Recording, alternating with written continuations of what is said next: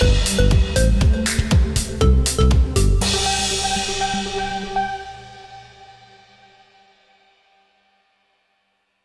kompak dengan adik sama kamu seperti apa sih mungkin gerakan itu berawal dari lingkungan keluarga kamu sendiri atau seperti apa? Betul, jadi si adekku si Rifka tadi, dia tuh seneng banget sama lingkungan. Dia dulu sempet ke Jogja untuk belajar tentang sustainability living gitu.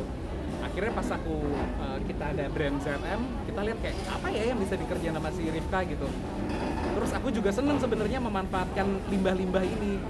Ya udah akhirnya aku bilang, Rif, udah deh kamu coba urus deh bikin community, terus apa yang ngomongnya isunya kayak tentang lingkungan kayak bagus deh supaya kita punya satu hal yang menyatukan kita. Karena kulihat kan kemarin pas lagi pandemi orang seneng banget berkebun kan, gimana-mana berkebun. Terus sekarang mungkin isunya udah nggak berkebun lagi, tapi gimana caranya bisa lebih ramah sama lingkungan. Ini salah satunya sih. Di rumah kamu sendiri udah ada seperti ini atau udah ada aplikasi di rumah juga? Kalau di rumah aplikasikan ini belum sebenarnya, karena yang di rumah aku bikin kan aku punya kutanami, jadi punya kebun komplek yang kita memanfaatkan lahan kosong.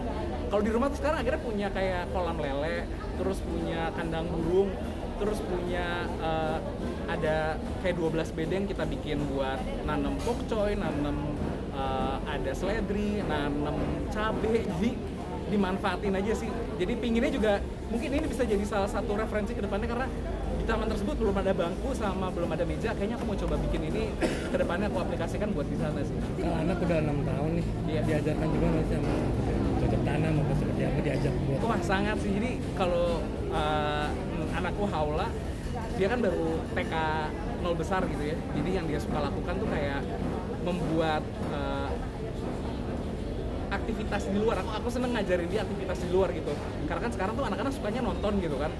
Cara ngemecah mereka supaya nggak nonton, aku ajakin keluar. Kayak kemarin tuh kita mau panen lele. Jadi lelenya tuh udah usia 3 bulan. Nah ini saatnya untuk panen gitu. Dia tuh excited banget gitu.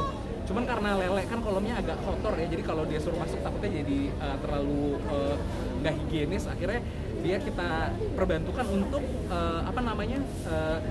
lelenya yang udah di bak itu dia boleh mainin lagi gitu. Jadi mengajarkan lingkungan sejak dini sama anak, terus kurasa pesan-pesan ini sebenarnya bisa digunakan buat semua orang sih, karena anak kecil tuh jangan cuma buat nonton TV atau buat main game doang, tapi kita ajarkan dia untuk kenal sama lingkungan sih. Apa sih nantinya anak-anak kamu sendiri mungkin sama yang digigit, apalagi anak-anak sekarang seperti itu mungkin menggunakan lingkungan dan lain-lain soal Iya tentunya ya, karena nggak bisa dipungkirin sekarang kita aja sebagai orang tua mungkin bisa 6 jam sendiri kita berhubungan sama gadget ya, buat main handphone, kadang kita kerja, jadi ya kita pasti berhubungan sama gadget. Anak kan pasti ngelihat kita lah ya, pasti mau nggak mau dia akan mencontoh kita. Jadi yang dilakukan adalah ya dia akan ngikutin kita. Jadi yang saya lakukan adalah gimana caranya adalah bikin anak-anak gak cuman ada di dalam area, ada di rumah, makanya aku bikin ada kutanami itu supaya dia juga mau ke kebun gitu, main-main ke kebun. Jadi dia sekarang malah suka yang ngajakin tiap hari itu kayak, ayah ini belum disiram kebunnya gitu, karena dia seneng main air sih poinnya. Tapi ya kan bagus juga lah ya, maksudnya mungkin berawal dari seneng main air, becek-becekan, tapi at the end dia jadi lebih paham, oh kalau sebenarnya kalau bisa kita nanam sendiri enak ya. Karena kayak kemarin hari Senin lalu, hari Minggunya kita panen ikan lele, Seninnya tuh makannya lele semua di rumah gitu, dan lelenya bisa aku bawain ke rumah orang tua, aku kasih, jadi rasa banget lebih manfaat gitu. susah nggak sih kan mengajarkan anak untuk peduli sama lingkungan dan juga mencintai alam-alam tersebut? Sebenarnya tergantung gimana cara kita menerapkannya ya. Kalau menurut aku memang yang perlu dilakukan sama anak itu bukan cuma sekedar kita ucapkan tapi tindakan gitu. Jadi yang aku sering lakukan adalah aku memberikan contoh. Misalnya aku nyuruh dia aktivitas gerak ya, aku olahraga, aku lari pagi, dia lihat aku olahraga gitu. Kayak misalnya aku nyuruh dia berkebun ya, aku kasih contoh nih, berkebunlah bareng-bareng. Jadi ketika aku kayak kemarin tuh nanam-nanam, dia bantuin ke sana, walaupun memang belum bisa nanam dengan yang abis disemai kita pindahin ke media tanam yang besar gitu, belum bisa sih, tapi at least dia bisa membantu membantu untuk ngangkat-ngangkatin, jadi dia lebih sadar tentang lingkungan sih. Banyak pertanyaan nggak yang dilontarkan anak usia 6 tahun ketika bertanya masalah hal? Sangat, jadi kebetulan anakku nih anak yang paling menurut aku bawel ya. Jadi dia di mobil tuh sering banget tanya sesuatu. Ayah itu apa? Oh itu ada bendera warna merah. Itu apa? Itu bendera apa Pancasila? Maksudnya pemuda Pancasila. Jadi setiap melihat bendera itu dia bilang kayak, ayah tuh bendera Pancasila ya? Iya nak, iya. Itu yang ada di sekolah aku juga ya? Oh iya. Tapi beda sih kalau itu ormas. Jadi dia karena seneng nanya, aku jadi harus bisa jelasin kan.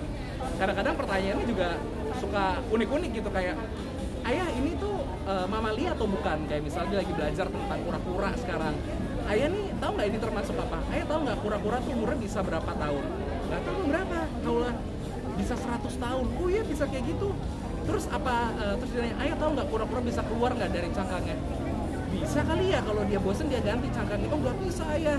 Jadi dia kalau kebalik dia nggak bisa kemana-mana tuh. Kalau dia kebalik dia harus dibantu sama temennya. Jadi kadang-kadang dengan dia bertanya aku pun jadi lebih tahu sih, karena informasi umum itu kan mungkin kita kadang-kadang nggak update gitu. Jadi seneng sih, dan dia sangat kritis. Kalau anak